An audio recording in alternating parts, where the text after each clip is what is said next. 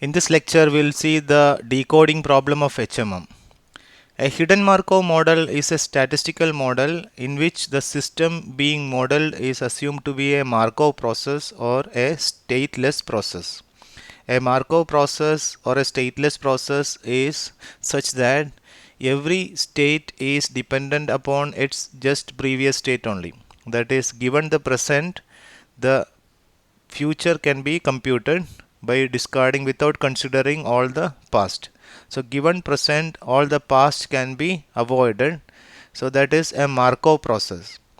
So hidden Markov model is a statistical model in which the system being modeled is assumed to be a Markov chain.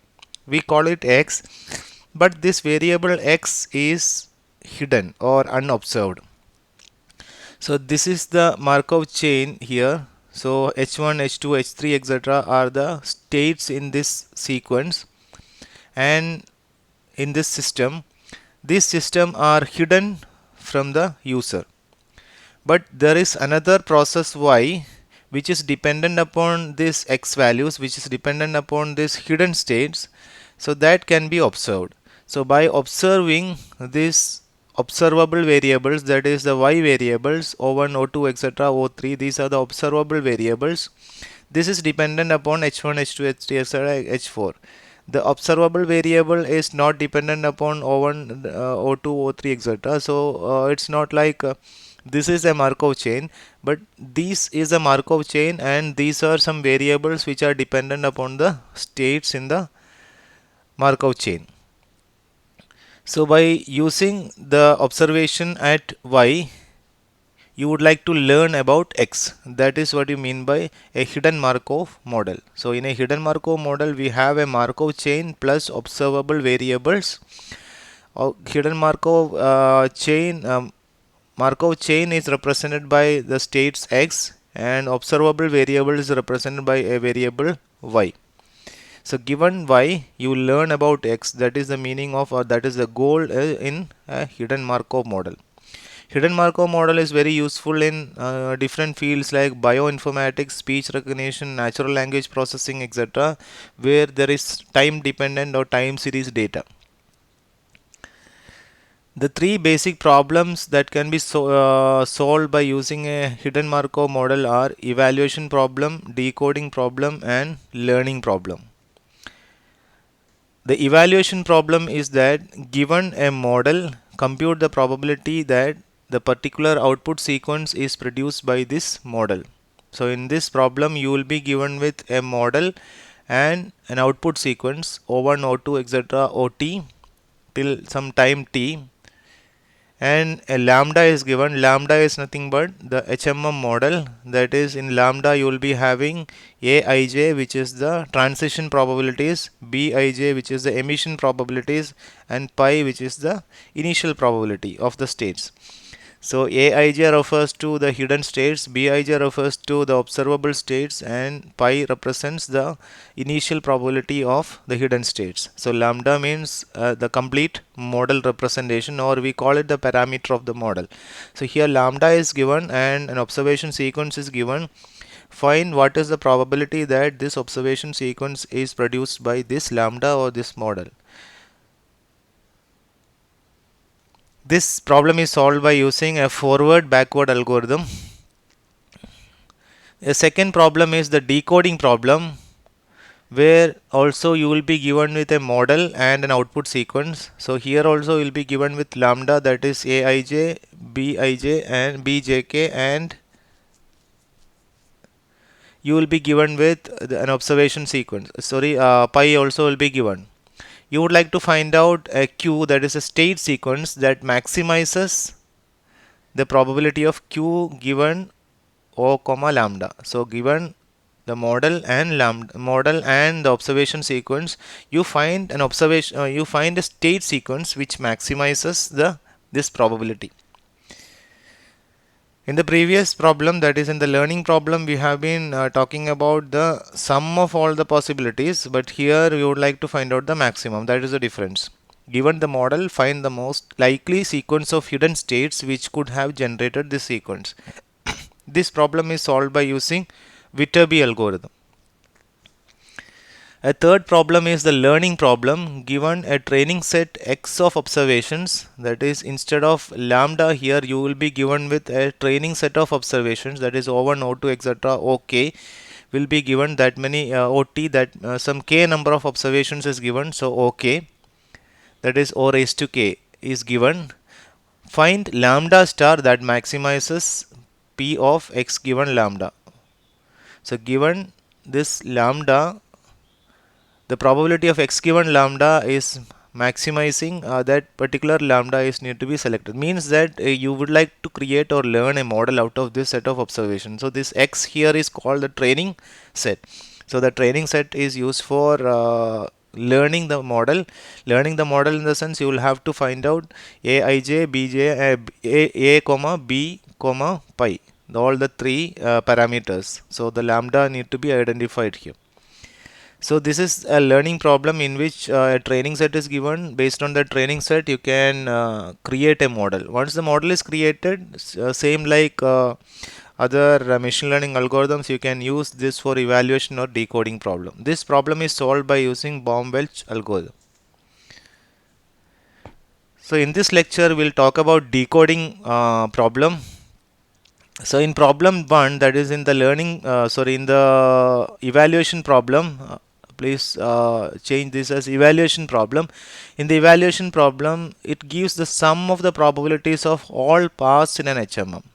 In evaluation problem, what we have been doing is we have been trying to find out what is the probability that a particular output sequence is produced by the given model. You will be given with a model and an output sequence. What is the probability that this output sequence is produced by this model? In based on that output sequence, there can be multiple or different number of state sequences. So based on the output sequence, you can find out many different state sequences, and you find out the probabilities of all these state sequences and find the sum of these probabilities. That will be the solution to the evaluation problem. So the problem 1 or the evaluation problem gives the sum of the probabilities of all paths. Each path represents a probability, or each path represents a in each path you can get that observation sequence. So it can be if the state sequence q1, q2, etc., some qt.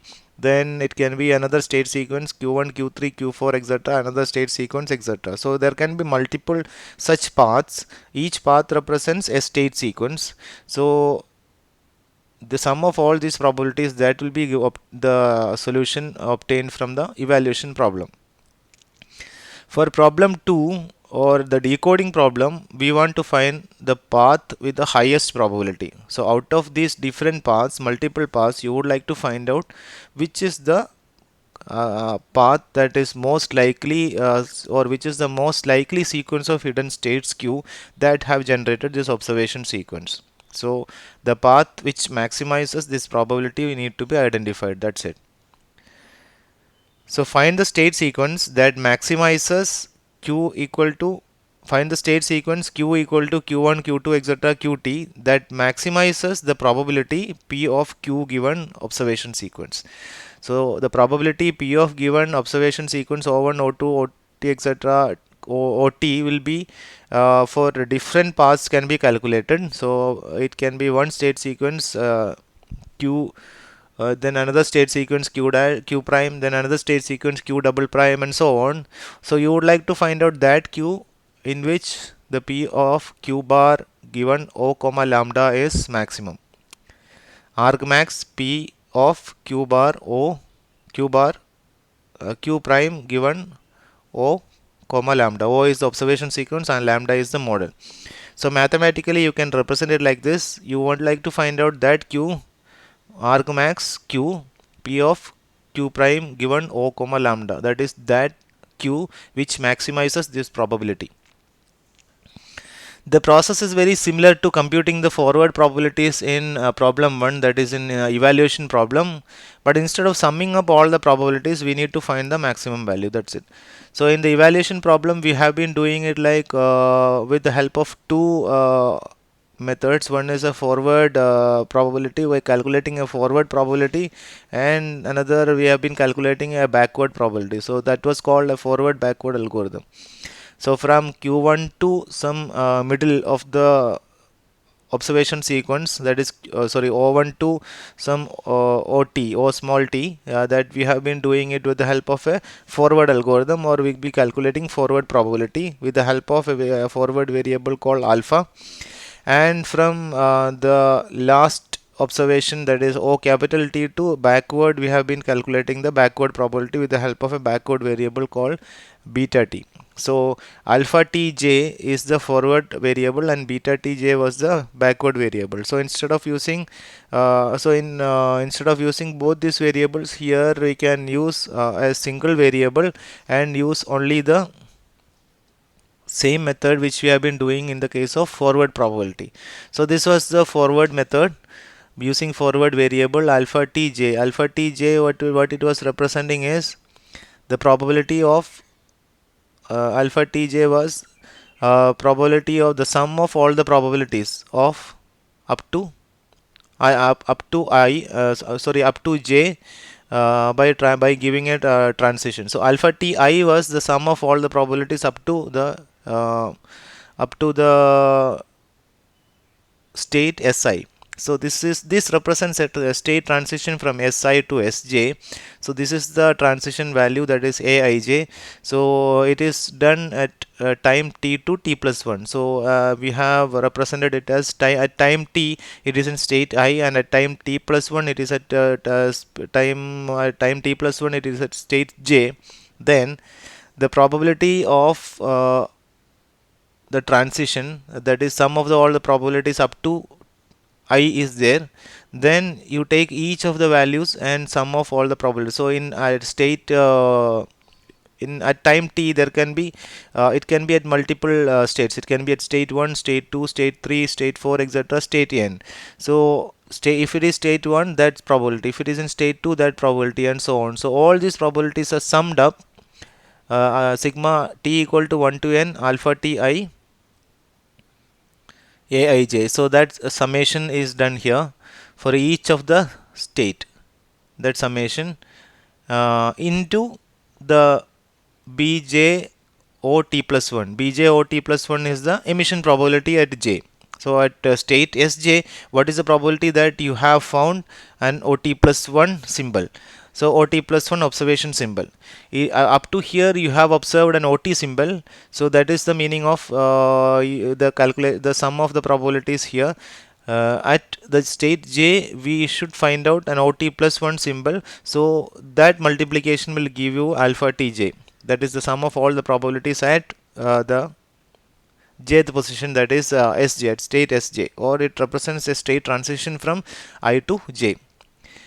So instead of summing up here, what we need to find out is the probability of the highest probability path at time t. That's it. So delta ti, what it represents is delta ti represents the probability of the highest probability path at time t. So instead of sum of the probabilities, here delta ti, which is same as the forward variable, but we use a different variable here. That's it.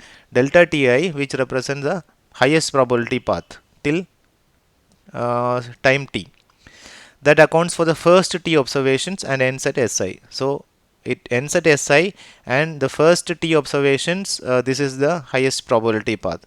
Now for the next transition, that is j, we need to multiply it with aij, that is this transition, and what is the observation, what is the chance that it can be observed at OT plus 1 can be observed here. So bj OT plus 1 is the emission probability at that point, and this is the transition probability. So it is alpha ti into the transition probability into the emission probability. In this, each of this at time t, each of this variable, for each of the state, this aij will be calculated and maximum out of that will be taken. So that is the meaning of it. So alpha ti represents the probability of the highest probability path at time t, that accounts for the first t observations and ends in Si. So that is the Viterbi algorithm. Now we'll look at the algorithm step by step. Viterbi algorithm has 4 steps. The first step is an initialization step. So initialization means you will have to initialize this variable, that is delta ti. So initialization is done as delta 1i. Delta 1i represents the initial probability to find the observation sequence O1. So at state Si, what is the probability that the observation sequence O1 can be found? That is pi I into bi O1. So from this previous expression, I can find out that it is this will form as a single transition. There is no transition out of it. So there is no transition here, means that if there is no transition, we'll use it as the the probability of that initial probability of that state. So initial probability into what is the probability that this variable, that is O1, can be observed. So it is pi I into BiO1. BiO1 represents the emission probability at Si. Emission probability of the symbol O1 at Si. And pi I is the probability of the initial probability of the symbol Si. So it is initial probability of Si into emission probability of O1 at Si. Then another variable is initialized as psi I. Psi I is equal to 0. Psi I actually represents the path. Path in the sense currently the path is 0 because it is still at the initial stage or the starting stage. It has not found any path. It is at this first state, or it is at some state S1, S2, etc. Sn. There are n number of states. Out of that, it is at some state. So the maximum probability path, which is 0 presently. Now we'll go for a recursion procedure. That is, we have found the initial probability. Now the recursion is like, if t minus 1 is identified, how to find the the path, delta t. If delta t minus 1 is available, then how to find the delta t. So delta t minus 1 I represents the time t minus 1. The symbol is at Si, at the state Si. The observation, it has found the observation at OT, and it accounts for the first T observations and ends in Si. So delta Ti represents the probability of the highest probability path at time T. That accounts for the first T observations. This can be treated in the reverse also, that is it is the delta T and delta T plus 1, whatever. So it is at time T, it has found the first T observations and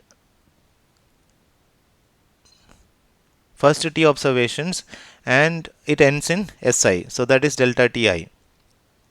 Now I to j transition is found like you multiply it with the transition probability Aij.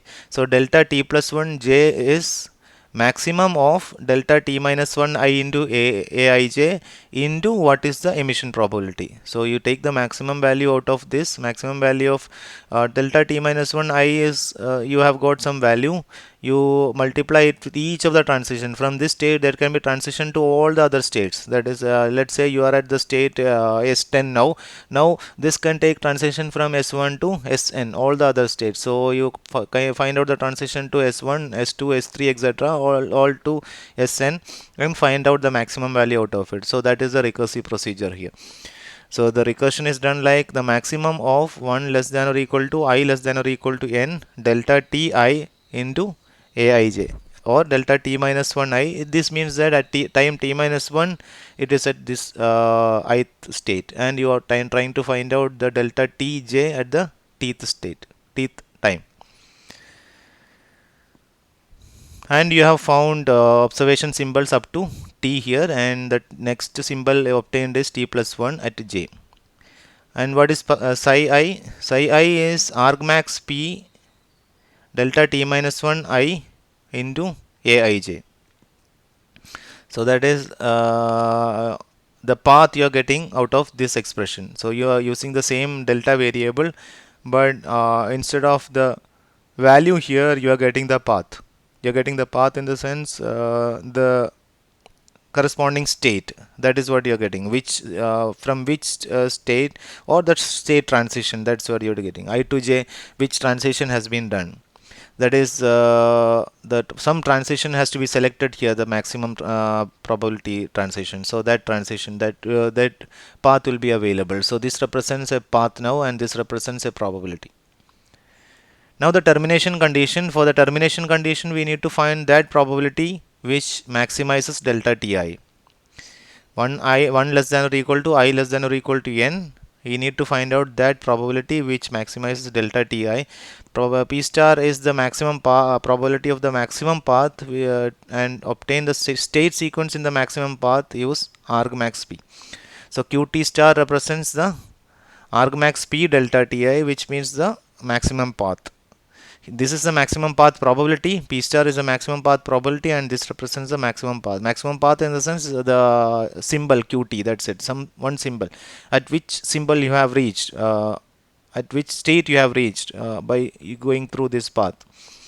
Now to obtain this path, actually you have to backtrack this, and you have to find, that is Qt star is the thing which you have reached. Qt star can be calculated as psi t plus 1 into Qt plus 1 star. So at t plus 1 star you have reached some position, then you can backtrack it. That is from t plus 1, how you get t plus 1 is, you get t plus 1 by multiplying it with psi t plus 1. So you can backtrack and obtain the optimal path. So that is Viterbi algorithm. Once again, Viterbi algorithm was done with the help of 4 steps. The first step, the initialization. Second step is a recursion, and the third step is a termination.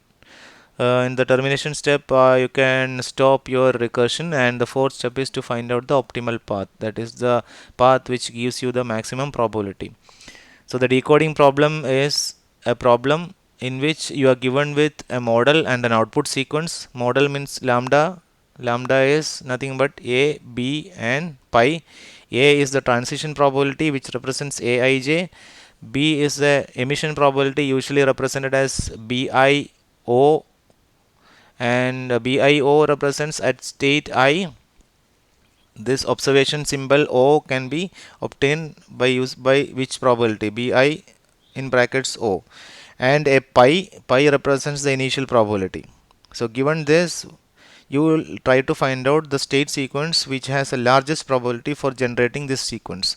So we have seen how to solve this problem by using Viterbi algorithm, which is similar to the forward algorithm in the evaluation problem. Thank you.